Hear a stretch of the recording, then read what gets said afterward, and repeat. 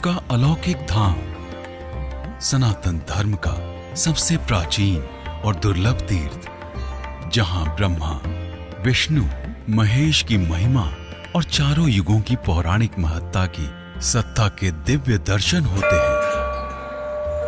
ये महर्षि दधीचि के दान की भूमि है, ब्रह्मा के ज्ञान की भूमि है और भगवान विष्णु के सुदर्शन चक्र की भूमि है। ये वो भूमि भी है जहां जगत गुरु आदि शंकराचार्य को चारों धाम का पुण्य एक साथ महसूस हुआ।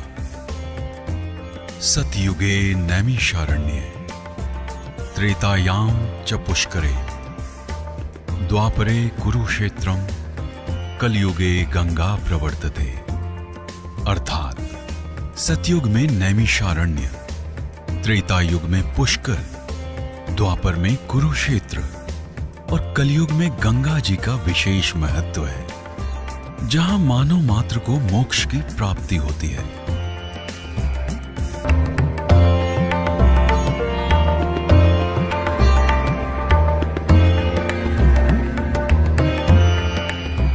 उत्तर प्रदेश की राजधानी लखनऊ से करीब 90 किलोमीटर दूर इस अद्भुत तीर्थ का नाम है नैमिषारण्य, जहां फाल्गुन महीने के शुक्ल पक्ष की प्रतिपदा से शुरू होकर पूर्णिमा तक लाखों श्रद्धालुओं की आस्था का मेला लगता है।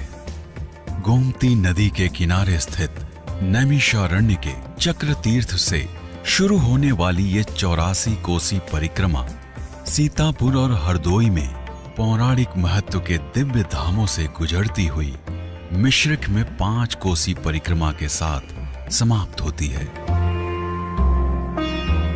नैमिषारण्य की 84 कोसी परिक्रमा और मिश्रिक की 5 कोसी परिक्रमा में शामिल होने वाले श्रद्धालुओं के लिए प्रशासन की ओर से सुविधा और सुरक्षा के इंतजाम भी बड़े पैमाने पर किए जाते हैं। मिश्रिक में एक दिन पहले जिलाधिकारी द्वारा उद्घाटन के साथ शुरू पंचकोसी यात्रा के समय लगने वाला मेला बेहद प्रसिद्ध है। वर्तमान में माननीय मुख्यमंत्री जी की जैसी सोच है और जो उनके निर्देश प्राप्त हुए, उसके अनुसार उसको कार्य रूप में परिणत करने के लिए अभी पिछले दिनों उत्तर प्रदेश के माननीय पर्यटन मंत्री श्री नीलकंठ तिवारी जी यहाँ पधारे थे और उन्होंने पूरे नगर में भ्रमण करके उन्होंने ये देखा कि विकास की क्या संभावनाएं हैं और फिर उन्होंने एक विस्तृत यहाँ पे बैठक की। उनके साथ माननीय सांसद मिश्रिक श्री अशोक रावत जी और माननीय विधायक जी मिश्रिक उपस्थित थे। विभिन्न कार्यदायी संस्थाओं के अधिकारी थे और साथ ही साथ वहाँ के आम जन थे, मीडिया के साथी थे और विभिन्न आश्रमों मंदिरों के संत महात्मा थे, उनके सुझाव लिए गए। उसके पश्चात प्रदेश के प्रमुख सचिव पर्यटन श्री जितेंद्र कुमार जी उपस्थित हुए थे यहाँ पे और उन्होंने पूरे दिन यहाँ पे रह करके पूरा मिश्रिक और नैमिषारण्य क्षेत्र का भ्रमण करके और एक बृहद बैठक करके उन्होंने भी काफ़ी फीडबैक लिया, लोगों की आवश्यकताओं को समझा, स्थानीय स्तर पे इसके विकास की क्या भूमिका बनाई जाए, क्या यहाँ की आवश्यकताएं हैं, विकास की क्या संभावनाएं हैं और हमारा जो धार्मिक और सांस्कृतिक महत्व का यह केंद्र है उसको पर्यटन से कैसे जोड़ा जाए और देश विदेश के जो लोग आते हैं उनका आकर्षण कैसे और बढ़ाया जाए, उस पर काफ़ी चर्चा हुई। और जो चर्चाएं हुई हैं और जो नैमिष विकास परिषद का गठन का प्रस्ताव शासन को भेजा गया है, उसके अनुसार हम लोग यह प्रयास कर रहे हैं कि यहाँ पे हमारा जो ये सांस्कृतिक महत्व का केंद्र है, यहाँ पे आयुर्वेद का, योग का, संस्कृत के विभिन्न विषयों, ज्योतिष और अन्य जो हमारी प्राचीन परंपराएं रही हैं उसके अध्ययन का, और साथ ही साथ जो हमारी लोक महत्ता की विभिन्न चीज़ें रही हैं उस लोक महत्ता को कैसे प्रतिपादित किया जाए, कैसे उसका एक्सपोजर किया जाए, कैसे उसका प्रदर्शन किया जाए। जो पर्यटक बाहर से आते हैं या जो दर्शनार्थी आते हैं उनके रुकने के लिए सस्ते दर पे बड़े गेस्ट हाउस, अच्छे गेस्ट हाउस, उनकी सुविधाओं का ध्यान रखते हुए अच्छे होटल और साथ ही साथ बनाए जाएं ताकि लोग वहाँ पे आवें। नैमिषारण्य के कण कण में समाई आस्था का पंचकोसी मेले के समय लोक संस्कृति और उत्सव से भी संगम होता है। यही नहीं, मेले के दौरान सांस्कृतिक कार्यक्रमों की गूंज सुनाई देती है।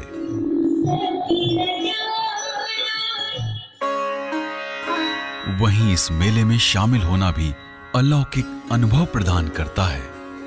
इस दौरान साधु संतों की गरिमामयी उपस्थिति मिश्रिक मेले को अद्भुत बना देती है। यहाँ प्रशासन की ओर से मेला अधिकारी की नियुक्ति भी की जाती है ताकि प्रशासनिक प्रबंधों में कोई कमी न रह जाए। 84 कोसी नैमिषारण्य परिक्रमा मेला होली के पहले अमावस्या से चालू किया जाता है और 22 मार्च एक महीने लगातार प्रतिवर्ष चलता है। 84 कोसी परिक्रमा मेला यहाँ का महत्वपूर्ण मेला है। वर्तमान समय में नगर पालिका और मेला अधिकारी के रूप में उप जिलाधिकारी मिश्रिक ही इसकी व्यवस्था को देखते हैं। जो इससे इसके मेले का स्वरूप होता है, उससे जो धन अर्जित होती है, उसी बजट के अंतर्गत वो मेले का आयोजन किया जाता है। इसमें जो पड़ाव स्थल पर रैन बसेराओं की व्यवस्था की गई है। 11 पड़ावों पर, सभी पड़ावों पर रैन बसेरा हैं जो यात्रियों के रुकने की व्यवस्था करते हैं। साथ ही साथ जो यात्री निकलते हैं उनके पड़ाव स्थल पर टेंट, तंबू आदि लगा करके रुकने की व्यवस्था की जाती है। उन जगहों को साफ सुथरा सफाई करा करके और वो रुकते हैं।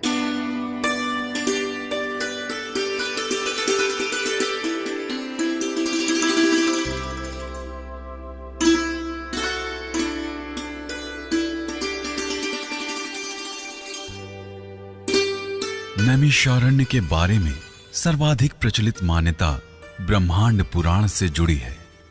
इसके अनुसार असुरों से प्रताड़ित देवताओं और ऋषियों ने ब्रह्मा से गुहार लगाई कि उनको तप के लिए सुरक्षित स्थान प्रदान करें।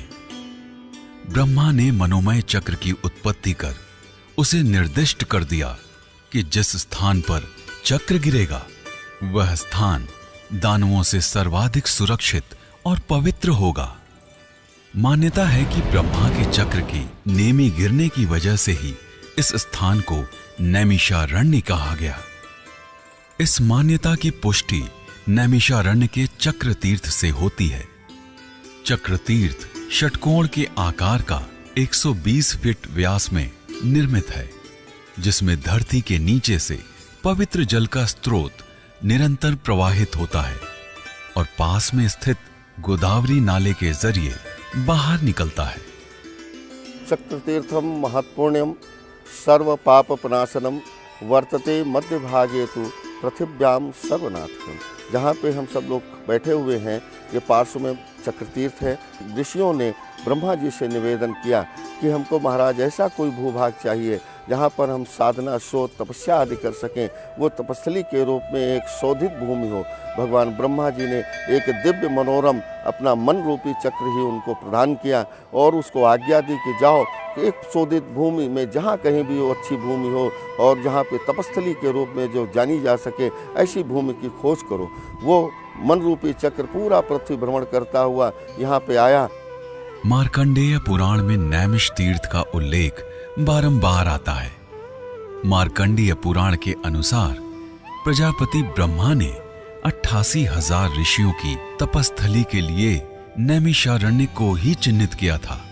इसे जागृत तपस्थली माना जाता है क्योंकि वायु पुराण के अनुसार आज भी नैमिषारण्य में 88,000 ऋषियों का अनुष्ठान, जप, तप, ध्यान, साधना अनवरत जारी है, जिसे देखा तो नहीं जा सकता, लेकिन नैमिषारण्य आने वाले हर श्रद्धालु को महसूस अवश्य होता है।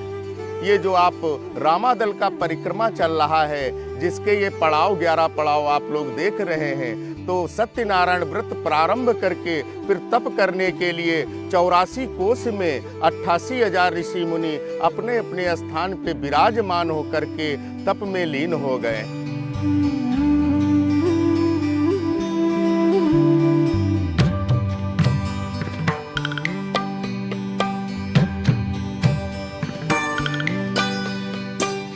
सतयुग में दान की पराकाष्ठा की सबसे दुर्लभ गाथा नैमिषारण्य में ही लिखी गई। ऐसी पौराणिक मान्यता है। नैमिषारण्य क्षेत्र में मिश्रिक कस्बे में दधीचि कुंड है।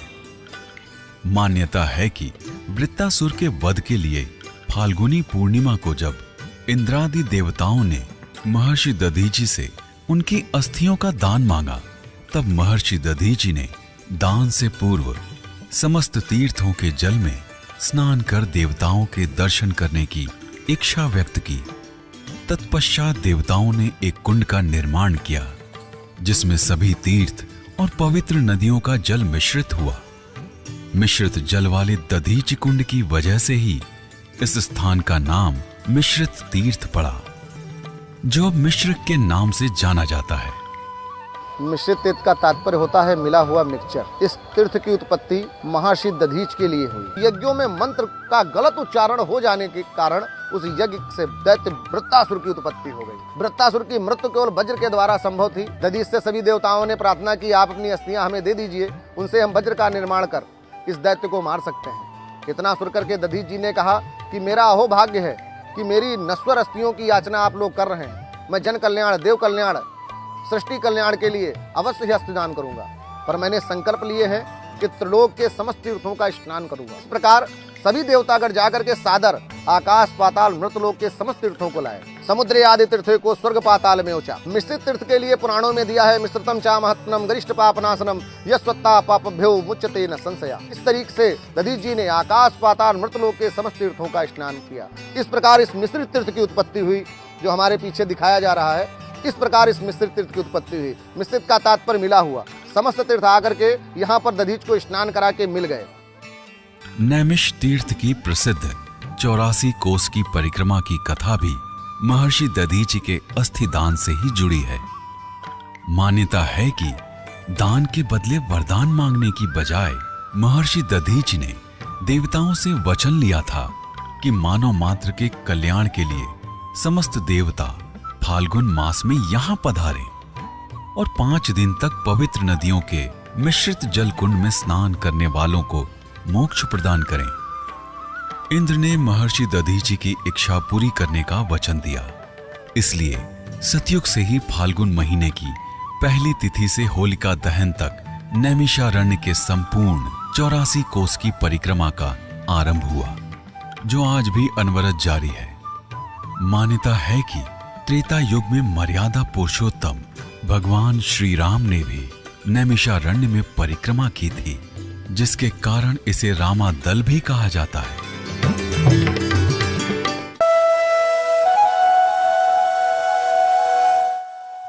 नैमिष तीर्थ क्षेत्र की द्वापर युग में महत्ता के साक्षात प्रमाण भी हैं। यहाँ पांडव किला है, जहाँ के टीले पर एक मंदिर में भगवान श्री कृष्ण और पांडवों की मूर्तियां हैं। पांडव किले पर ही हनुमान गढ़ी है, जहां बजरंग बली की 3 प्राचीनतम मूर्तियों में से एक स्थापित है। पहली मूर्ति अयोध्या में है, दूसरी प्रयागराज में। प्रयागराज में लेटे हनुमान जी की मूर्ति है, जबकि नैमिषारण्य की हनुमान गढ़ी में खड़ी मुद्रा में दक्षिण मुखी हनुमान जी विराजते हैं। जिस जगह श्री हनुमान जी महाराज का स्थान है, विग्रह विराजमान है, मंदिर है, ये हनुमानगढ़ी 5 पांडव किला कहा जाता है, क्योंकि युद्ध के समय 5 भाई पांडवों ने अपने भाइयों का, अपने गुरुओं का वध किया है, तो उनको पाप लगा है। भगवान कृष्ण ने कहा कि नैमिषारण्य में जाइए, वहां तपस्या करिए। 5 पांडव ने नैमिषारण्य में 12 वर्ष तक द्वापर के अंत में तपस्या की। श्री हनुमान जी महाराज पांडवों के इष्ट देव थे, तो पांडवों ने श्री हनुमान जी महाराज की कथा के अनुसार, कथा तो त्रेता की है कि रावण वध करने के पश्चात आए हैं, लेकिन कथा के अनुसार पांडवों ने अपने हाथों से श्री हनुमान जी महाराज की यहाँ प्राण प्रतिष्ठा की, इसलिए जहाँ का नाम हनुमानगढ़ी 5 पांडव किला है। सूत जी के स्थान के नाम से विख्यात मंदिर में सूत जी की गद्दी के साथ राधा कृष्ण और बलराम जी की मूर्तियां स्थापित हैं। मान्यता है कि सूत जी ने इसी गद्दी से 88,000 ऋषियों को 6 शास्त्रों और 18 पुराणों का श्रवण कराया था।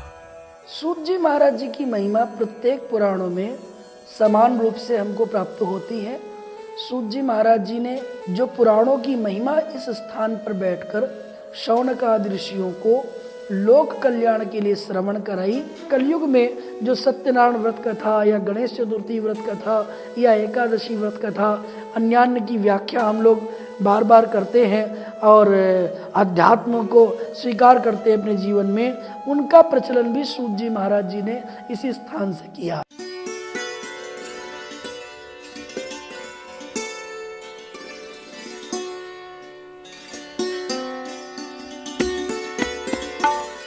ऐसी मान्यता है कि वेद व्यास जी ने इसी नैमिषारण्य में वेद को 4 मुख्य भागों में विभाजित किया और पुराणों का निर्माण किया। उन्होंने अपने शिष्यों जैमिनी, वैशंपायन, शुकदेव, सुत, अंगीरा और पैल को श्रीमद् भगवत गीता और पुराणों का उपदेश दिया। यहां एक प्राचीन बरगद का पेड़ है जिसे आशीर्वाद माना जाता है और माना जाता है कि जो इस पेड़ के नीचे योग करता है वह असाध्य रोग से छुटकारा पा सकता है।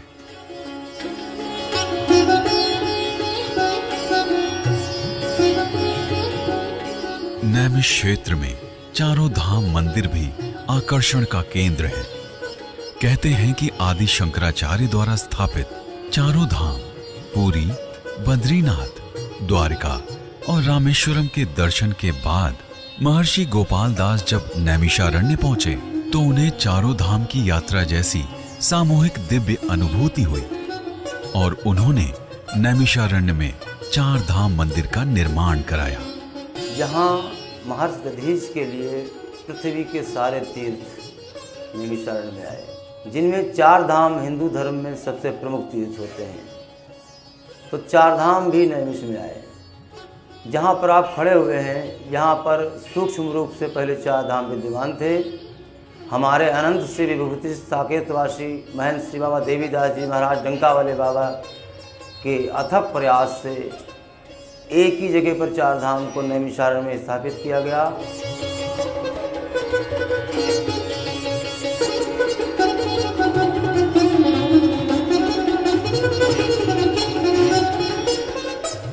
नैमिषारण्य आदिशक्ति मां जगदम्बे के भक्तों की आस्था का भी प्रमुख केंद्र है। यहाँ के प्रधान मंदिरों में ललिता देवी का मंदिर है, जिसे जगत जननी के 108 शक्ति पीठों में से एक माना जाता है। देवी पुराण के मुताबिक इसी स्थान पर देवी सती का हृदय गिरा था। ऐसी मान्यता है कि ब्रह्मचक्र की नेमी को 7वां तल भेदने से मां ललिता देवी ने ही रोका था। यहाँ प्रतिदिन भक्त, भक्ति और भाव का अनूठा संगम देखने को मिलता है। ऐसे शाक्त संप्रदाय में 10 महाविद्याओं में जो प्रमुख श्री महाविद्या है वही ललिता का परिणत स्वरूप है। ललिता की उत्पत्ति जहाँ पर है, सतयुगे नैमिषारण्ये त्रेतायाम च पुष्करे द्वापरो च कुरुक्षेत्रे कलो गंगा प्रवृत्ते। ब्रह्मांड पुराण के अंतर्गत ललिता शक्ति की जो पहली उत्पत्ति हुई है वो बृहस्पति के नियोजन में एक बहुत बड़ी यज्ञ हुई है। तो उस यज्ञ में चिदग्नि कुंड संभूता देव कार्य समुद्धा उद्यत भानु सहस्राभाम चतुर्वाहुतरोचनाम पाशांकुश धरामृता धार अंतिम शिवाम भजे। उस यज्ञ के कुंड के मध्य से सूर्य के हजारों गुना आभा के समान ऐसी शक्ति का प्राकट्य हुआ। तो अत्यधिक सुंदर होने के कारण उनका नाम पड़ा ललिता। नैमिषारण्य का संबंध ललिता देवी से जो है पुरातात्विक दृष्टिकोण से ये प्रतिमा प्रतिहार काल की है और प्रतिहार काल 7वीं शताब्दी का आता है। यहाँ पर उत्पत्ति ऐसे हुई है कि देवी भागवत के अंदर आया है, पापा नाम नाशनी रुद्र धारणी ललितम पुनः। पाप को नाश करने वाली, रुद्र को धारण करने, रुद्र मतलब शिव को धारण करने वाली, तम चक्रम धारयामास, उस चक्र की गति को स्तंभित कर दिया। चक्र तीर्थो ततो होत, वो चक्र तीर्थ के नाम से प्रसिद्ध हुआ।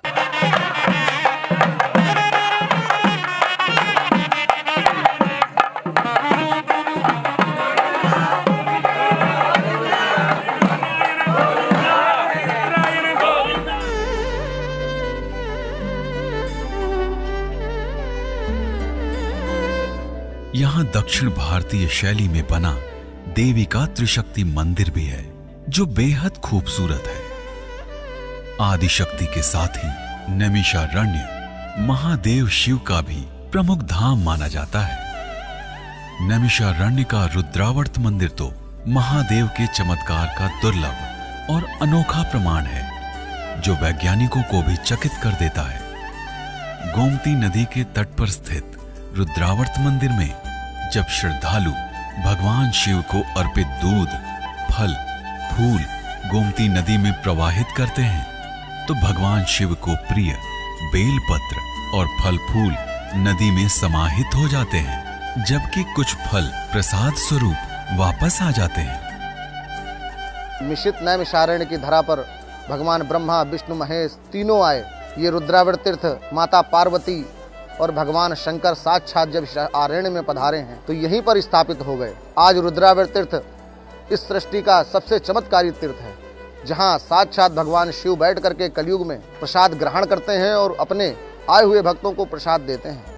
नैमिषारण्य तीर्थ में आस्था और विश्वास के इन प्रतीकों को युग युगांतर से लोग देखते आ रहे हैं। श्रद्धालुओं ने पुराणों के आधार और अपनी प्रेरणा से इस जीवंत तीर्थ को श्रद्धा और विश्वास से सिंचित रखा, जिसे अब उत्तर प्रदेश सरकार ने धार्मिक पर्यटन के विश्व मानचित्र पर स्थापित करने का संकल्प लिया है। सदियों तक प्रशासनिक और विकास की दृष्टि से उपेक्षित रहे नैमिषारण्य तीर्थ को विकास की धारा से जोड़ने के लिए उत्तर प्रदेश के मुख्यमंत्री योगी आदित्यनाथ ने ठोस पहल की, जिसके फलस्वरूप 2019 में नैमिषारण्य विकास परिषद के गठन की प्रक्रिया शुरू कर दी गई और अब जल्द ही पूर्ण होने की संभावना है। विकास परिषद के गठन के बाद नैमिषारण्य तीर्थ क्षेत्र में श्रद्धालुओं की सहूलियत के लिए विकास की अनेक योजनाएं शुरू हो सकती हैं। 3 वर्षों में जो नैमिषारण्य, इसकी जो सांस्कृतिक महत्ता है और लोगों में जो इसके प्रति एक पवित्र भावना है, उसको विकसित करने के लिए राज्य सरकार की तरफ से और माननीय मुख्यमंत्री श्री योगी आदित्यनाथ जी ने घोषणा की और ये कहा कि इस पवित्र स्थली को और विकसित किया जाएगा। और उसी क्रम में इस स्थान पर होने वाली जो 84 कोसी परिक्रमा है, उसका प्रांतीयकरण किए जाने का प्रस्ताव मांगा गया और वह प्रांतीयकरण की अंतिम स्थिति में है और उसकी घोषणा हो चुकी है। उसको अंतिम रूप बहुत जल्दी दिया जा रहा है। इसी प्रकार वृंदावन का विकास किया गया। उसी मॉडल पे माननीय मुख्यमंत्री जी ने घोषणा किया कि उसका परीक्षण हो रहा है और बहुत जल्दी उस पर भी अंतिम मुहर लगने वाली है। नैमिषारण्य तीर्थ के विकास के लिए भी एक नैमिष तीर्थ विकास परिषद का गठन किया जाए। उस क्रम में प्रस्ताव शासन को भेजा गया है और शासन में उसका परीक्षण हो रहा है और बहुत जल्दी उस पर भी अंतिम मुहर लगने वाली है। ईश्वरीय जो शक्तियां हैं, उनको कैसे मजबूत किया जाए, उनका कैसे अपने अंदर समावेश करके अपने को सही आचरण के लिए प्रोत्साहित किया जाए, ये ऐसे स्थानों पर आने के बाद ही लोगों के अंदर प्रेरणा प्राप्त होती है। तो मैं समझता हूँ कि नैमिषारण्य की जो महत्ता है, इसका जो सांस्कृतिक तत्व है, सांस्कृतिक जो इसके मूल्य हैं, उसका व्यापक रूप से प्रचार प्रसार की आवश्यकता है और इसका एकमात्र उपाय यही है कि इस तीर्थस्थल का विकास हो, ताकि आम लोगों में जो हमारे जीवन के मूल्य हैं, उनका उन्नयन हो सके। उत्तर प्रदेश सरकार का लक्ष्य नैमिषारण्य तीर्थ की प्राचीन धरोहरों को संरक्षित रखते हुए श्रद्धालुओं को सुगम तीर्थ यात्रा की सुविधा उपलब्ध कराना है। प्राण प्रण से प्रयास किए जा रहे हैं कि मथुरा वृंदावन की तरह नैमिषारण्य को भी विश्व पटल पर पहचान मिल सके। धार्मिक पर्यटन की अपार संभावनाओं से भरे नैमिषारण्य तीर्थ तक पहुंचना देश और विदेश के लोगों के लिए आसान है, क्योंकि ये तीर्थ स्थल उत्तर प्रदेश की राजधानी लखनऊ के निकट होने के कारण न केवल वायु मार्ग से जुड़ा है, बल्कि राष्ट्रीय राजमार्ग और रेलवे से भी जुड़ा है। मिश्रिक के लिए बस और रेलवे की सुविधा यहाँ उपलब्ध है। बस के लिए यहाँ नवीन बस स्टैंड का निर्माण किया गया है। दिल्ली से आने वाली आगरा लखनऊ एक्सप्रेस से होते हुए हरदोई होते हुए यहाँ नेमसारण आया जा सकता है। पूर्वांचल की साइड से आने वाले सभी यात्री लखनऊ आ सकते हैं। लखनऊ से सिदौली, सिदौली से कल्ली होते हुए लिंक मार्ग है जो चौड़ा भी किया जा रहा है और वो सीधा नेमसारण में आकर के रुकता है। साथ ही साथ यहाँ से दिल्ली और विभिन्न जगहों से एरोप्लेन के लिए अमौसी हवाई अड्डा लखनऊ है, हवाई जहाज से भी आ सकते हैं। नेमसारण में ट्रस्ट और विभिन्न प्रकार के आश्रम हैं जिनमें लोग रुकते हैं। नैमिषारण्य तीर्थ सतयुग से ही धर्म और अध्यात्म का केंद्र रहा है। न सिर्फ इंसानों के लिए बल्कि देवताओं के लिए भी ये तीर्थ तारणहार बना। अब इसे विकसित करने की जो कोशिश चल रही है, उससे नैमिषारण्य क्षेत्र के आसपास रहने वालों को उम्मीद है कि ये तीर्थ उनकी आने वाली पीढ़ियों के लिए सौभाग्य के द्वार खोल देगा। इस क्षेत्र को वैश्विक पहचान मिलेगी और स्थानीय लोगों को विश्व स्तरीय सुविधाओं वाली जिंदगी